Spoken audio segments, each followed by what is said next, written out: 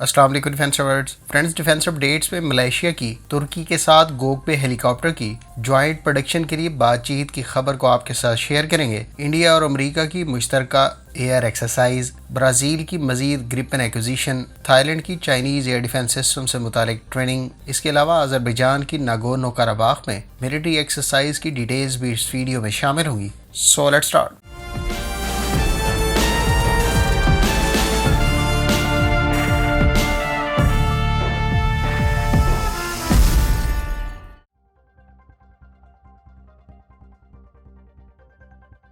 Friends, Malaysian news source کے مطابق Malaysia ترک ساختہ T-625 گوک پے یوٹیلیٹی ہیلی کاپٹر کی ملائیشیا میں ترکی کے ساتھ جوائنٹ پروڈکشن سے متعلق بات چیت کر رہا ہے۔ ملائیشین منسٹر آف اسٹیٹ کے بارے میں کہا گیا ہے کہ انہوں نے اپنے ایک حالیہ انٹرویو میں ترک ایروسپیس انڈسٹریز کی جانب سے گوک پے پیسنجر ہیلی کاپٹر کی ملائیشیا میں جوائنٹ پروڈکشن سے متعلق اپروول دے دی ہے۔ ان کا مزید کہنا تھا کہ ساؤتھ کورین KAI یعنی کورین ایروسپیس انڈسٹریز کے ساتھ فکسڈ ونگ پلیٹ فارمز اور UAVs سے متعلق بھی بات چیت جاری ہے۔ ادھر ترک ایروسپیس انڈسٹریز کے جنرل مینیجر پروفیسر ڈاکٹر تیمل کوٹل نے اپنے ایک حالیہ انٹرویو میں ملائیشیا میں T-625 گوک پے یوٹیلیٹی ہیلی کاپٹر کی ملائیشیا میں پروڈکشن سے متعلق اپنے ایک بیان میں کہا ہے کہ اس سے متعلق دونوں ممالک کے درمیان بات چیت کافی عرصے سے جاری ہے۔ اب سے چند روز پہلے ترک پریزیڈنسی آف ڈیفنس کے سربراہ نے اپنے ایک انٹرویو میں کہا تھا کہ گوک پے پیسنجر ہیلی کاپٹر پر اس وقت ٹرکش انجن انڈسٹریز کے تیار کردہ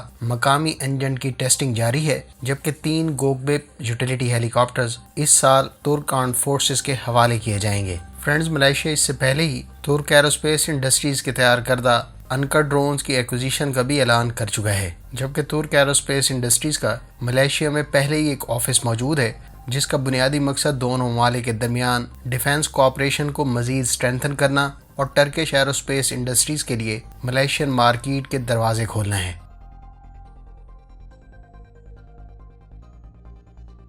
فرینڈز، رائل تھائی نیوی کے بارے میں اطلاعات ہیں کہ اس نے کچھ عرصہ پہلے ہی چین سے فراہم کردہ FK3 air defence missile system کی اپنے سروس میں باقاعدہ شمولیت کے بعد سے پہلی مرتبہ ٹیسٹنگ اور ٹریننگ سر انجام دی ہے۔ FK3 بنیادی طور پر ایک medium range air defence system ہے اور یہ 80,000 فٹ کی بلندی پر جبکہ 100 سے 150 کلومیٹر کی رینج پر ایریل تھریٹس کو انٹرسیپٹ کر سکتا ہے۔ FK3 surface to air missile system کو China aerospace science and industry corporation نے تیار کیا ہے۔ FK3 بنیادی طور پر Chinese HQ-22 air defence missile system کا ایکسپورٹ ویریئنٹ ہے۔ چین کی جانب سے FK3 air defence missile system اس سے پہلے سربیا کو بھی فروخت کیا جا چکا ہے۔ تھائی لینڈ کی جانب سے ان کی نیوی کے ایئر اور کوسٹل ڈیفنس کمانڈ یونٹس نے حالیہ ایکسرسائز میں حصہ لیا۔ تھائی لینڈ کے حکام کا مزید کہنا تھا کہ یہ سسٹم نہ صرف تھائی لینڈ کے موبائل ریڈار سے کنیکٹڈ ہے بلکہ اس کے علاوہ ایئر فورس کے ساتھ بھی اس کو باقاعدہ انٹیگریٹ کیا جا چکا ہے۔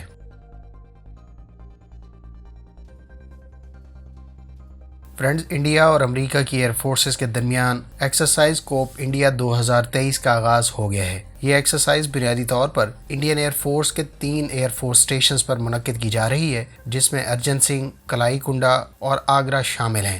امریکہ کی جانب سے اس ایکسرسائز میں پہلی مرتبہ B-1B بمبار طیارے بھی حصہ لے رہے ہیں۔ اس کے علاوہ US ایئر فورس کی جانب سے 6 F-15E فائٹر ایئر کرافٹ اور C-130 پیسنجر ایئر کرافٹ کے علاوہ C-17 ٹرانسپورٹ ایئر کرافٹ بھی اس ایکسرسائز میں شامل ہوں گے۔ US ایئر فورس کی جانب سے 2 B-1B بمبار طیارے اور 6 F-15E اس ہفتے کے آخر پر اس ایکسرسائز میں باقاعدہ شامل ہوں گے۔ امریکی ایئر فورس کی جانب سے اپنے B-1B بمبار طیارے اور F-15E کے ساتھ اس ایکسرسائز میں شمولیت دونوں ممالک کی بڑھتی سیکیورٹی اور ملٹری کوآپریشن کی عکاس ہے۔ ادھر جاپان کی ایئر فورس کے بارے میں اطلاعات ہیں کہ وہ بھی آبزرور کے طور پر اس ایکسرسائز میں شمولیت اختیار کرے گی۔ یہ ایکسرسائز بنیادی طور پر ڈیفرنٹ فیزز میں کنڈکٹ کی جا رہی ہے اور اس کا پہلا فیز 10 اپریل سے شروع ہوا ہے۔ اس فیز میں ایئر موبلٹی اور اسپیشل فورسز کی موومنٹ کے علاوہ دونوں ایئر فورسز کے ٹرانسپورٹ ایئر کرافٹ حصہ لے رہے ہیں۔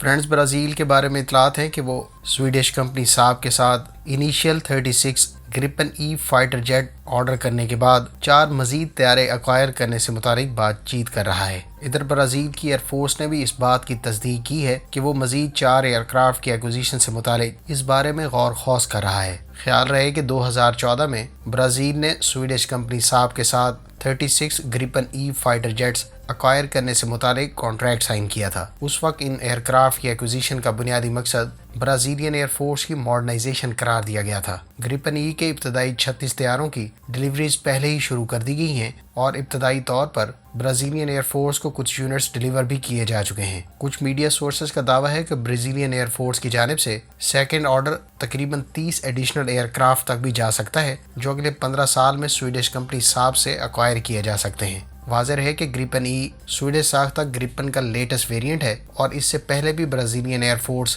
ग्रिपन के गुज़श्ता वेरिएंट्स इस्तेमाल कर रही है। फ्रेंड्स, अगर आप ग्रिपन की तमाम तर सलाहियतों, इसके ब्लॉक्स और हालिया ब्लॉक के गुज़श्ता वेरिएंट से फ़र्क के बारे में जानना चाहते हैं तो इस टॉपिक पर हमारी कम्प्रीहेंसिव वीडियो का लिंक आपको एंड स्क्रीन पर मिल जाएगा।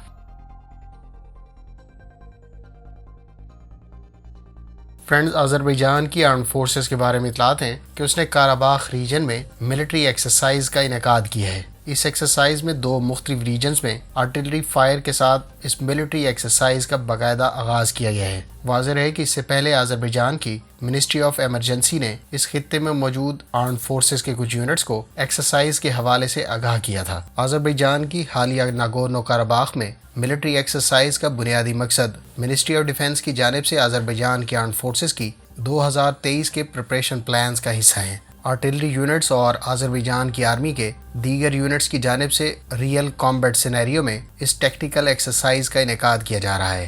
ख्याल रहे कि अज़रबैजान के आर्म फोर्सेस इससे पहले टर्किश आर्म फोर्सेस के साथ भी अज़रबैजान के दारुल हुकूमत बाको में मुख्तलिफ नौइयत की एक्सरसाइजेज कंडक्ट कर चुकी हैं। इन एक्सरसाइज में स्पेशल फोर्सेस की शमूलियत काबिल ज़िक्र है। अज़रबैजान की एयरफोर्स गुज़श्ता दोनों इवेंट से एनातोलियन ईगल एयर एक्सरसाइज में भी बाकायदगी से हिस्सा ले रही हैं।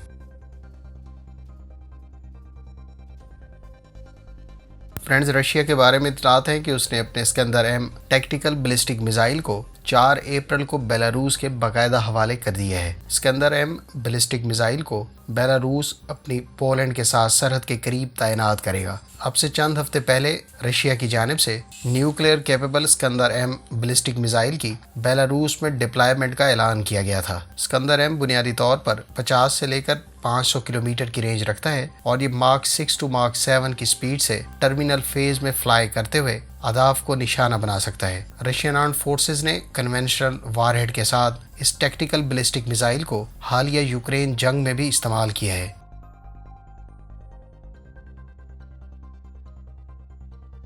फ्रेंड्स, बरतानवी नेवी की टाइप 31 फ्रिगेट्स के लिए थैलस कंपनी के तैयार करदा NS-110 रडार मुतलका टेस्ट पास कर चुका है। न्यू टाइप 31 फ्रिगेट्स को थैलस कंपनी के अब NS-110 सर्वेलेंस रडार से इक्विप किया जाएगा। याद रहे कि टाइप 31 फ्रिगेट्स बुनियादी तौर पर रॉयल नेवी की मौजूदा 5 जनरल पर्पस टाइप 23 फ्रिगेट्स को रिप्लेस करेंगी। ये टाइप 23 फ्रिगेट्स रॉयल नेवी की सर्विस में 90 की दहाई के अवाइल में शामिल हुई थी। टाइप 31 फ्रिगेट 2028 तक रॉयल नेवी की सर्विस में शामिल हो जाएंगी। फ्रेंड्स, ये थी आज की डिफेंस अपडेट्स। उम्मीद है इस वीडियो से आपकी मालूमात में इजाफा होगा। मिलते हैं नेक्स्ट वीडियो के साथ। अपनी दुआओं में याद रखिएगा। अल्लाह हाफिज़। पाकिस्तान जिंदाबाद।